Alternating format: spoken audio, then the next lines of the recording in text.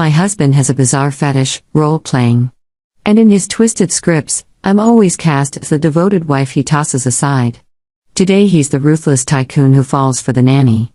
Tomorrow he's the brilliant professor infatuated with a young woman from his academic circle. Each time, he makes me sign a divorce agreement, only to tear it up with a laugh the next day. Darling, he'd say, it's just a game. That is, until my mother was in a car accident and needed $50,000 for emergency surgery. On that day, he was role-playing a broke nobody. I'm broke, darling. Completely penniless.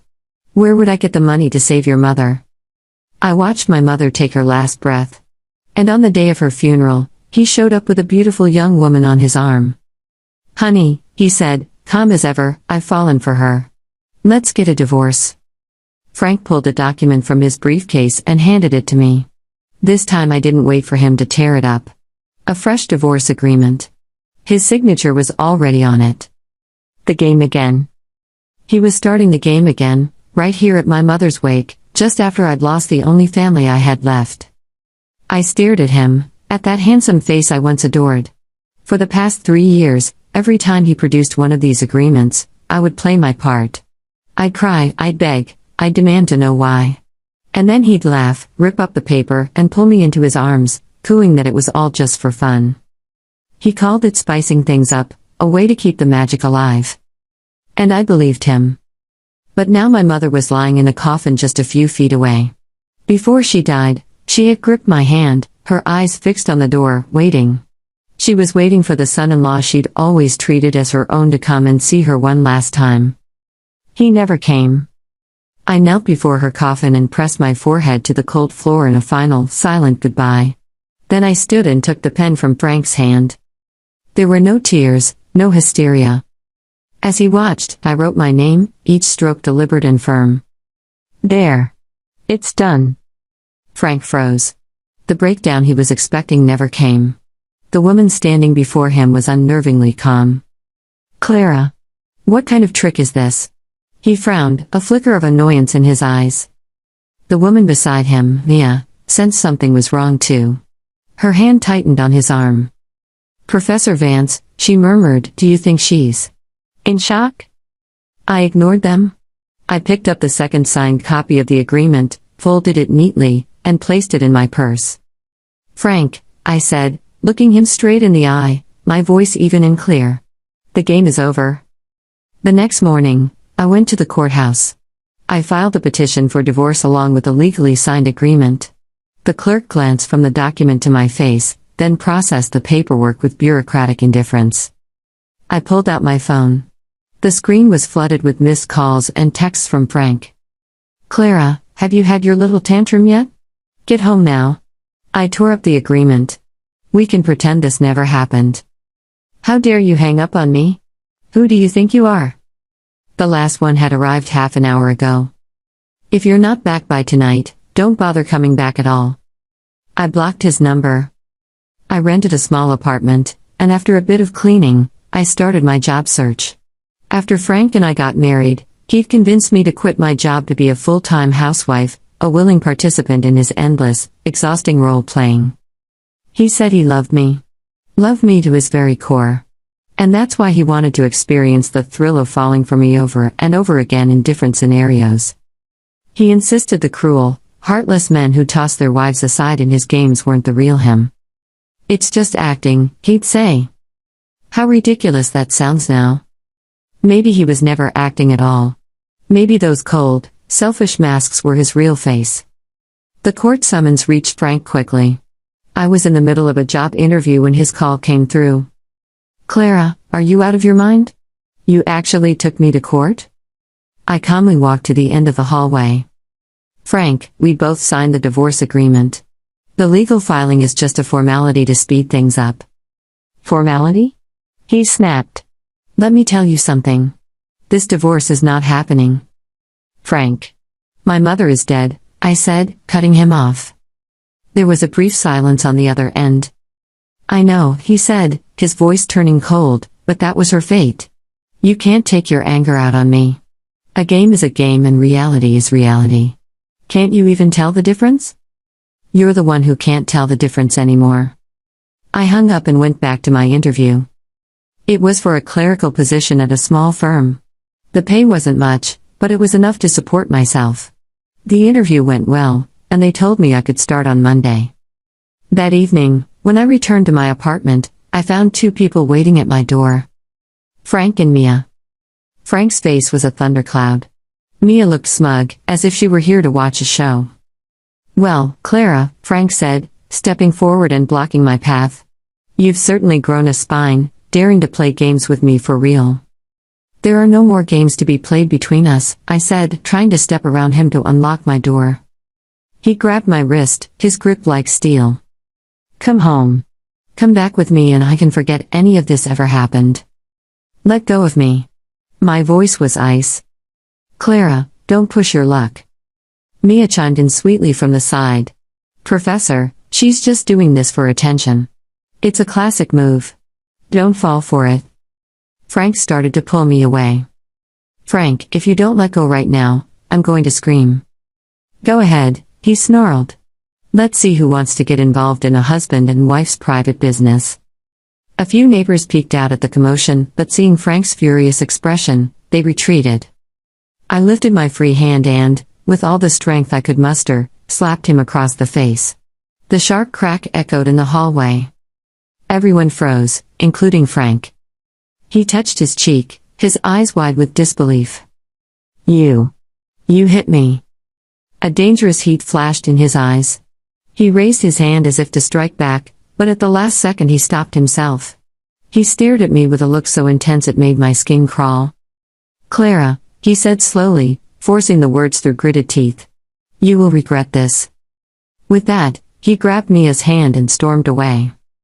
Watching them disappear down the stairs, I finally noticed my hands were shaking, not from fear, but from rage. I went inside the empty apartment and shut the door, sliding down against it until I was sitting on the floor. There was no trace of Frank here, yet I still felt like I was suffocating. His so-called games had left a deeper scar on me than I ever realized. The next afternoon I got a call from the bank. Our joint account had been frozen. It held all our savings, and though most of it was money Frank had earned, I had expected this. So I wasn't panicked. I still had a little money my mother had left me. If I was careful, it would be enough to last until my first paycheck. While I was still getting the hang of my new job, a gaudily dressed woman burst into the office and pointed a finger right at my face. "Clara Vance, you shameless homewrecker. How dare you seduce my husband?" I stared at her, completely stunned, as my new colleagues turned to gawk. "Ma'am," my supervisor said, stepping forward, "I think you must have the wrong person." "No," the woman shrieked. "It's her." She brandished a photograph. It was a picture of me with a man, an old friend from college I hadn't seen or spoken to in years. I had no idea where she got it. Everyone looked. "This is the woman who destroyed my family," she sobbed loudly. "My husband is divorcing me because of her." The office descended into chaos. I was trapped, unable to defend myself against the baseless accusations. And with a sick certainty, I knew this was Frank's handiwork. He was trying to ruin my reputation, to leave me with nowhere to turn. My supervisor called me into her office. Her face was grim. "Clara, while I want to believe you, the company has to consider its image. Why don't you take a few days off to sort things out?" It was their polite way of pushing me out. My phone rang. "Frank. How does it feel?" he asked, smugness dripping from his voice. "I told you you'd regret this." "You're despicable, Frank," I hissed. He chuckled. "I'm giving you one last chance. Come back. Apologize, and I might consider letting this go. In your dreams." I hung up. I would not go back. Never. I walked in the rain for what felt like hours, until I was soaked through. When I finally made it back to my apartment building, a cloying cloud of perfume hit me in the hallway. Mia was standing at my door, leaning against the frame like she owned the place, a contemptuous smirk on her face. "What do you want?" I asked coldly. "Just came to see you," she purred. "To see how miserable you are now that the professor has thrown you away." Her eyes raked over me, drenched, exhausted, and she gave a little laugh. "TSK, TSK. So pitiful. You lost your job too, didn't you? The professor said he's going to make it impossible for you to survive in this city. He said you'll come crawling back. He can wait forever. I pushed past her and unlocked my door. Still acting tough, are we? Mia followed me inside. She walked over to the small table where I'd placed my mother's portrait and picked it up. You know, she said lightly, if your mother could see how stubborn you're being, she'd be furious. Put that down. My voice trembled. What? Mia teased. She tilted the frame in her hands. Worried I'll drop it? I said put it down. I lunged toward her, trying to snatch it back. Mia let out a little shriek and, whether by carelessness or spite, her fingers loosened. The frame hit the floor. Glass splintered across the tiles. My mother's smiling face fractured beneath a web of cracks. Something inside me broke. I don't know where the strength came from. I grabbed Mia by the hair and yanked her back, forcing her down. She screamed, flailing and scratching, leaving sharp stingy lines along my arms. I barely registered it. All I knew was that she had crossed a line. She had destroyed the last piece of my mother I had here. I struck her, messy, furious, more panic than precision, until her screams turned into frightened sobs. You're crazy, she gasped. Frank, help me. The door was suddenly thrown open with a crash. Frank stormed in. His face went pale when he saw the scene. Clara, stop. He rushed over and shoved me back. I stumbled, my shoulder hitting the wall hard enough to make my vision blur for a second. Frank helped me up. When he saw her tear-streaked face and disheveled hair, his expression turned icy. Clara, he said, voice low and dangerous. You've really lost it. He stepped toward me. You dare touch her? Seeing him shield Mia like that, I started to laugh, a hollow, brittle sound. Frank, I said, my voice eerily calm. She broke my mother's portrait. Frank paused. He glanced at the shattered frame on the floor, then back at Mia. Mia immediately rushed to defend herself. I didn't mean to. She charged at me and I slipped. Frank didn't look at the portrait again. He didn't ask another question. He turned his cold gaze back to me. Even so, he said, you had no right to put your hands on her. Apologize. Apologize? My voice shook, not with fear, but disbelief. I said apologize, Frank repeated, as if the word itself was a leash. And if I don't? I stared right back at him. His mouth curved into something that wasn't quite a smile. Then I'll have to find another way to make you. He pulled his phone from his pocket and dialed the number. Hello, Captain Miller. I have a situation here. Yes, at a friend's apartment.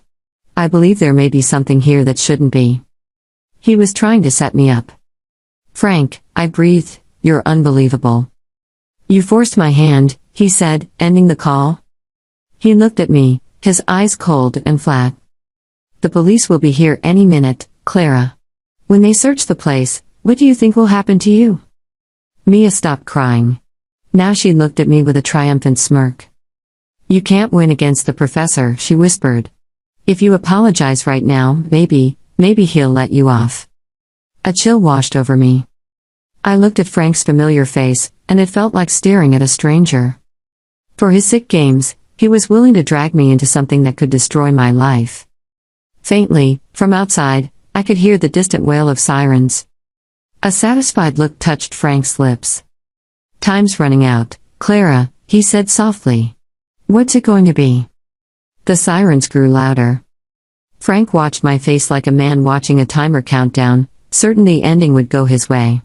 Mia's smirk didn't even try to hide itself anymore. She stood just behind him, arms folded, chin tilted up like she was already imagining me in handcuffs.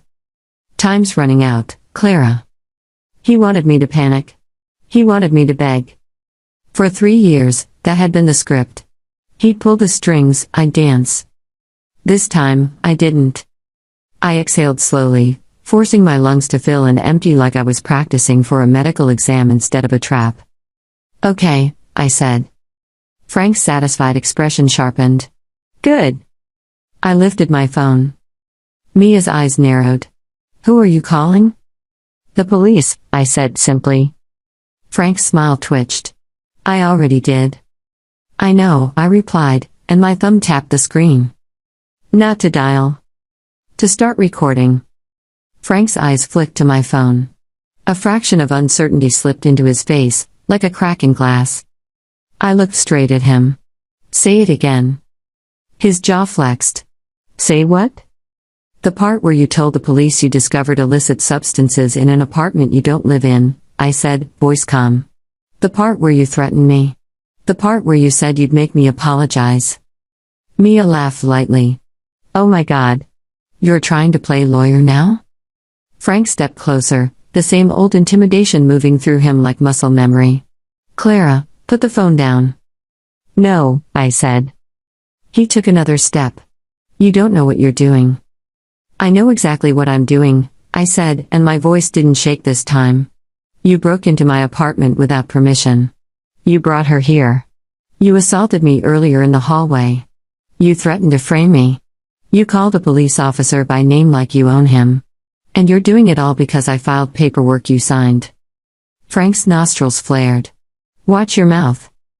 Or what? I asked softly. You'll hit me? In front of your student? Mia's face hardened. Don't call me that like I'm. Like you're what? The word almost slipped out of my mouth. Like you're exactly what you are? I didn't. Not because I was afraid, but because I wasn't giving them anything they could twist. Frank leaned in, lowering his voice in that intimate, poisonous way he used when he wanted to make my skin crawl. You want to record? Fine. Record this. You come home with me tonight, you apologize, you tell the court you were emotional and you made a mistake. And I'll make all of this disappear. And if I don't? I asked. His eyes turned flat. Then you'll learn what happens when you stop playing along. The sirens were close now. Right outside. I nodded slowly, as if considering. Then I stepped back, 2 steps, 3, toward the small table by the wall where my purse sat. I reached into it, not frantically, but with deliberate movements. Frank's gaze followed my hand. Mia shifted, ready to pounce like a cat that thought I was pulling out a weapon. What I pulled out was a folder. Not thick. Not dramatic. Just a plain manila folder, slightly bent at the corners. Frank blinked. What is that? My mother's papers, I said. Mia rolled her eyes. Oh, please. Shut up, Frank snapped at her without looking away from me. That was the first time I'd ever heard him speak to her like that. Mia's mouth parted in shock. Frank didn't care. His attention was on me, because he could sense it, something was different. I opened the folder and slid out a single sheet of paper. Frank's eyes narrowed as he read the header. His face shifted. It wasn't fear. Not yet. It was recognition. I watched it happen in real time, like watching someone realize the ground beneath them isn't solid. What is this? He demanded. A beneficiary form, I said calmly. And a letter my mother left with it. Mia scoffed. You're really doing this right now? With the cops coming? Frank's voice rose, sharp. Clara. What is this? I held the paper up, high enough that he could see it, far enough that he couldn't snatch it without making a scene on camera. You know how you always said my mother adored you? I asked quietly. How she treated you like a son. Frank's lips thinned. He didn't answer. She did, I said. Until she started seeing what you did to me. Frank's eyes flashed. I never. Don't, I cut him off. Don't rewrite history now. Not in my apartment. The siren stopped. Car doors slammed outside. Voices. Footsteps in the hall. Frank glanced at the door, then back at me, breathing harder now. I looked at him steadily. She changed her will. Mia's smirk faltered. Frank's expression turned dangerously blank. She didn't have anything. She had life insurance, I said. Frank's pupils tightened. How much? Mia inhaled sharply. Professor. Frank's head snapped toward her. Not now. He turned back to me. How much, Clara? I smiled faintly, without joy. Enough. The knock came, hard and authoritative. "Police," a voice called through the door. "Open up." Frank's shoulders squared like a man putting on a costume. The respectable professor. The concerned husband.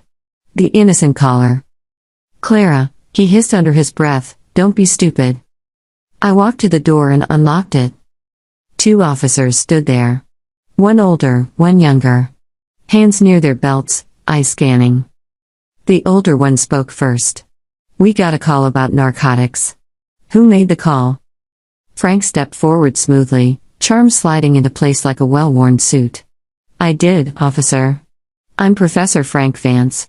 I came to check on a friend's apartment. There's been some concerning behavior, and I discovered." "I live here," I said. Frank's words stuttered. The younger officer glanced at me. "Ma'am, is this your residence?" "Yes," I said. "My name is Clara Vance. He's my estranged husband." The older officer's gaze sharpened. "Estranged?" "We're in the middle of divorce proceedings," I said evenly. "He signed the agreement." Frank forced a laugh. "Officer, she's emotional." She called you here to frame me," I said. Mia made a small, disbelieving sound. "Oh my God." The older officer looked at Mia. "And you are?" Mia smiled too brightly. "I'm Mia. A friend." "His student," I said. Mia's smile froze. The younger officer's eyes flicked to Frank, then to Mia, then back to me. A subtle shift. A reassessment. The older officer cleared his throat. "Okay. Everyone stay calm. Professor Vance, you're reporting drugs in this apartment. Where are they?" Frank pointed. "In the bedroom. She keeps them hidden." "No," I said. Frank's head snapped toward me, eyes sharp with warning. I lifted my phone. "I'm recording." The older officer's brows rose. "I also don't consent to a search of my home based on an accusation made by someone who does not live here and is currently trespassing," I said clearly. My heart was pounding, but my voice stayed steady. "If you have a warrant, show me. If you don't, I want him removed from my apartment." Frank's face tightened. "Clara, don't do this." The older officer held up a hand. "Sir, do you live here?" Frank hesitated, just a fraction too long. The younger officer's gaze sharpened again, like he'd caught the hesitation and pinned it. "I'm her husband," Frank said carefully. "That's not what I asked," the older officer replied. "Do you live here?" Frank's jaw clenched. "Not currently." The older officer nodded once. "Then you can't consent to a search here." Frank's eyes flashed. "But I'm the one who called." "And she's the resident," the officer said, tone firm. "If you have evidence, you can file a report. Without consent or a warrant, we're not going into bedrooms because an estranged spouse says so." Mia's face turned pale. Frank's composure cracked for the first time. "Captain Miller." The older officer's expression changed at the name.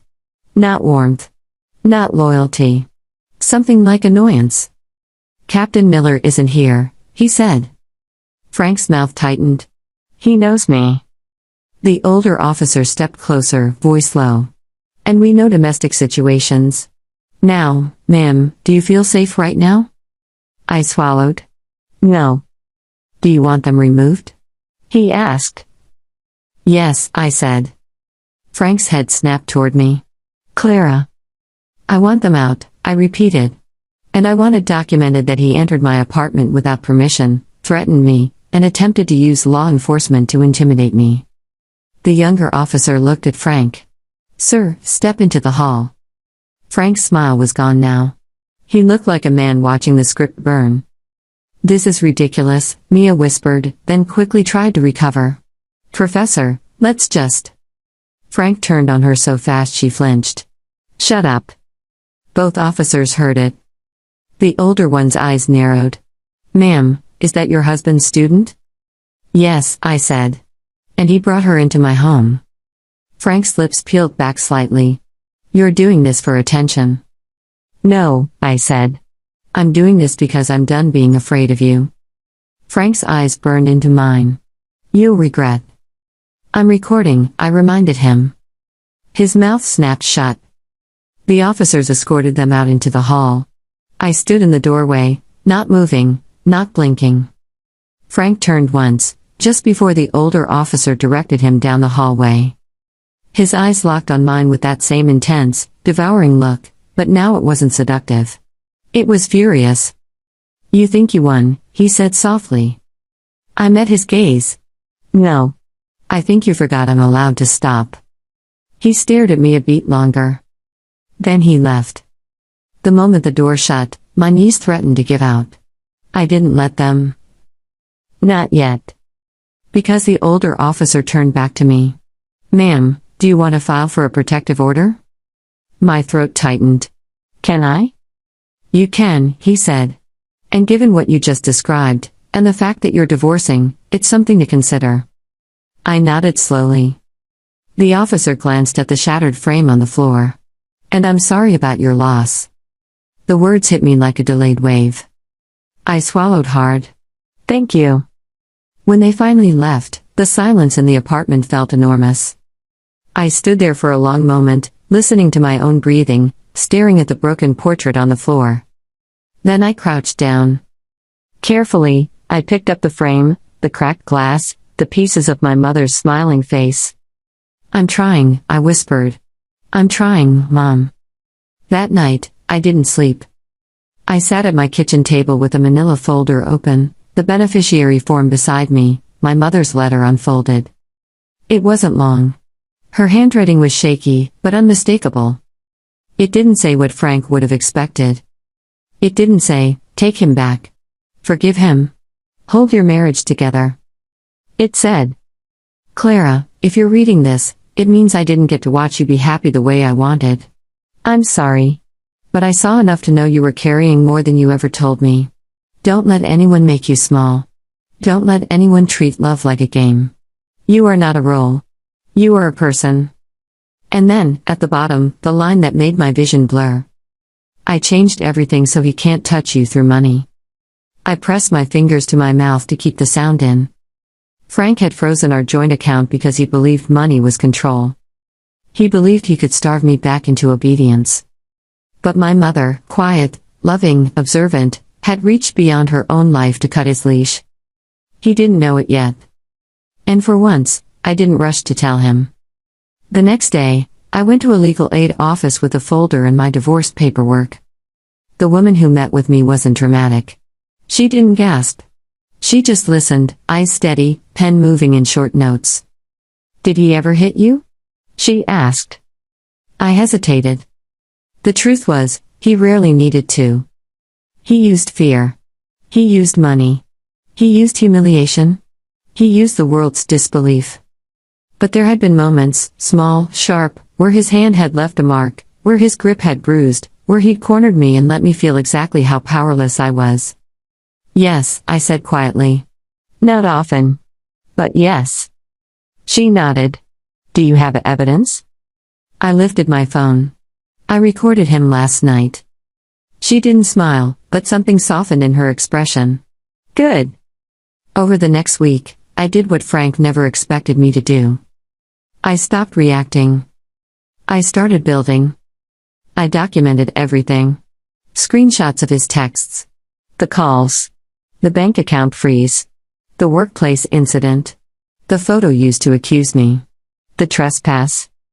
I requested the police incident report. I filed for a temporary protective order. And I did something that felt almost surreal. I called my old college friend, the man in the photo. Not because I was desperate for help. Because I was done being isolated. When he answered, there was a pause like he couldn't believe it was me. "Clara?" he said. "Is everything okay?" "No," I admitted. "But I'm making it okay." I didn't tell him everything at first. Just enough. And in that steady, grounded voice, he said something that made my chest ache. "You should have called sooner." Frank tried again. Of course he did. He sent emails from accounts I didn't recognize. He showed up outside the legal aid office once, waiting like a predator in a parking lot, smiling as if we were still in the middle of his private theater. He didn't approach me that time. He didn't have to. The look was the message. I went inside, hands shaking, and I told the receptionist. The protective order was granted that afternoon.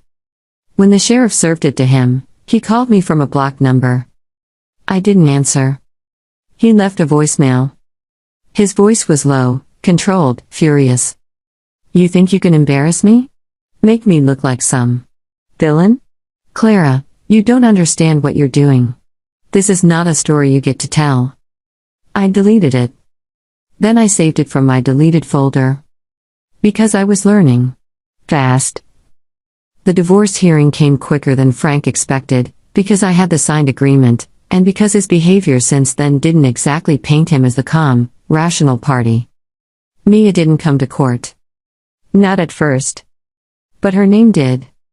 Because my attorney, yes, attorney now, not just legal aid, submitted a statement documenting that Frank brought his student into my home, that she antagonized me, that she destroyed my mother's property, and that Frank attempted to weaponize police presence against me. Frank sat at the respondent's table in an expensive suit, jaw tight, eyes sharp, posture immaculate. He looked like a man who thought appearance was reality. When the judge asked why he had signed the divorce agreement if he didn't intend to divorce, Frank's attorney tried to speak. But the judge waved him off. I'm asking Professor Vance. Frank forced a smile. It was a misunderstanding. A misunderstanding, the judge repeated, unimpressed. You signed the legal document, sir. Frank's smile tightened. My wife has a flair for drama. Your wife, the judge interrupted, has filed for a protective order and submitted police documentation.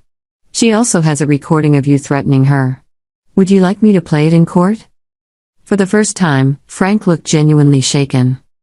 He turned his head slightly, eyes flicking to me like he couldn't believe I'd actually do it. I met his gaze without blinking.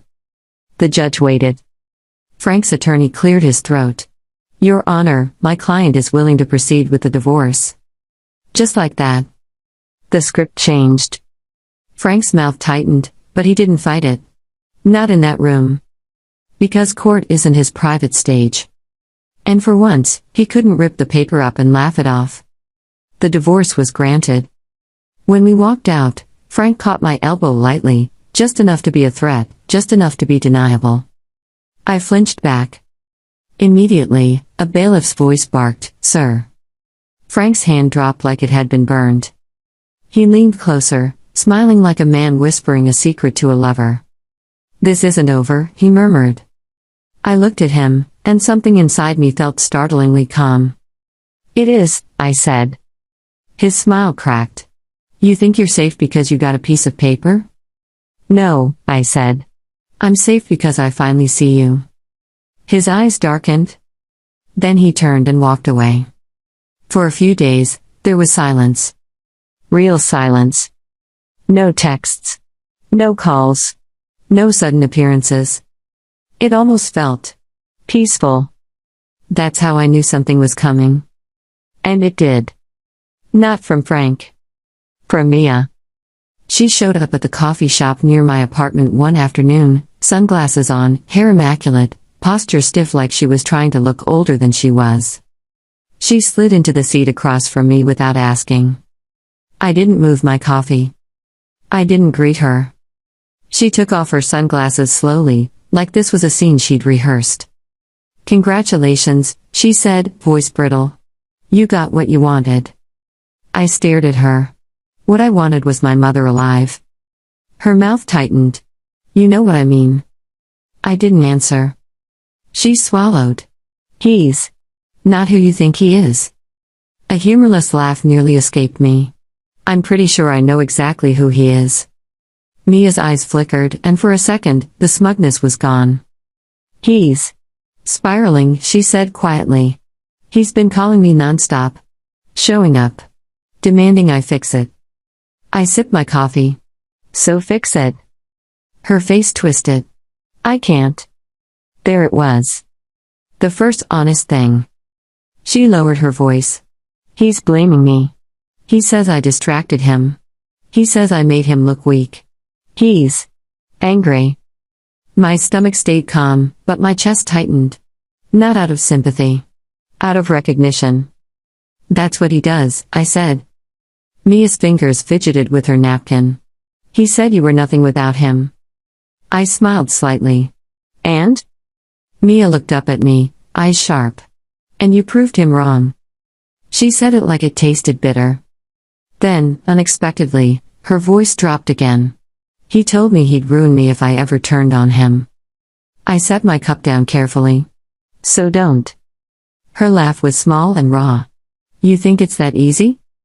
I leaned forward, just slightly. No. I think it's hard.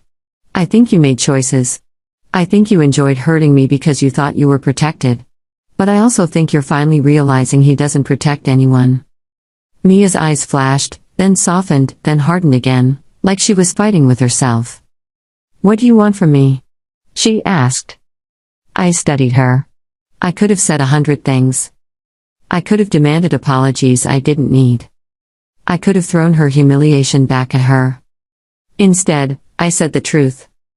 I want you out of my life, I said. And I want you to stop helping him hurt people. Her lips parted. If I tell the university. Do it, I said flatly. Mia froze. You're scared he'll ruin you, I continued. Welcome to the club. But if you keep feeding him, you'll stay scared forever. Her eyes glistened. He'll deny it. Then you tell them everything you know, I said. Not just about me. About others. Mia swallowed hard, and for a moment, she looked younger than she'd ever looked. Not glamorous. Not powerful. Just cornered. She nodded once. Then she stood abruptly, put her sunglasses back on, and left without another word. 2 weeks later, I got an email from the university. Not addressed to me personally. Just a public notice that Professor Frank Vance was taking an indefinite leave pending an internal review. I stared at the screen for a long time, feeling something that wasn't triumph. Relief, maybe. And something else. Closure. Frank never called again after that. Maybe his pride finally had somewhere else to bleed. Maybe the world he'd built, the one where he was admired, untouchable, was finally cracking. I didn't go looking. That was the point. I didn't need to watch him fall to know I was free. On the first quiet Sunday after everything, I went to a small shop and bought a new frame. I printed my favorite photo of my mother, the one where she was laughing, eyes squinting from the sun, hand raised like she was mid-joke. When I placed it on my table, I didn't feel like I was replacing what was broken. I felt like I was honoring what was real. I sat in the silence and let it be soft. No sirens. No shouting. No scripts. Just me, breathing, in a life that finally belonged to me. And for the first time in 3 years, I didn't feel like I was waiting for the next game to start. Because it was over. Not because Frank said so. Because I did.